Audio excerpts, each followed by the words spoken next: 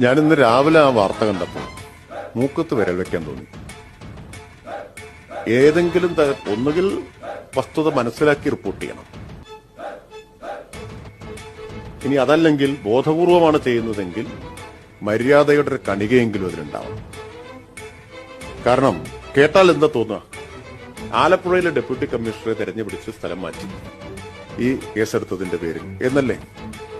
15 deputy കമ്മീഷണർമാരെയും 23 കമ്മീഷണർമാർ, ഈ 15 പേർക്ക് deputy കമ്മീഷണർമാരായും 23 പേർക്ക് അസിസ്റ്റന്റ് എക്സൈസ് കമ്മീഷണർമാരുമായിട്ടുള്ള പ്രൊമോഷൻ ട്രാൻസ്ഫറാണ് നടന്നത്. ആ പ്രൊമോഷൻ ട്രാൻസ്ഫർ DPC കൂടാൻ വൈകിയതുകൊണ്ടാണ് പ്രൊമോഷൻ വൈകിയത്. അല്ലെങ്കിൽ നേരത്തെ നടക്കുമായിരുന്നു, ഇതേ ട്രാൻസ്ഫർ നേരത്തെ നടക്കുമായിരുന്നു.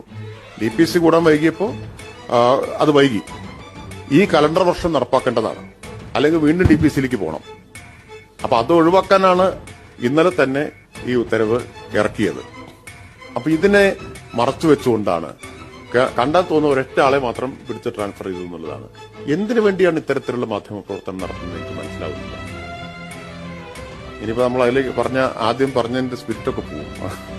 പക്ഷെ അത് മര്യാദയില്ലാത്ത മാധ്യമ പ്രവർത്തനത്തിന്റെ ഒടുവിലത്തെ ഉദാഹരണമായിട്ട് ഇത് പറയാൻ പറ്റും. ഞാൻ രാവിലെ ഈ വാർത്ത കണ്ട പന്തം വിട്ടു.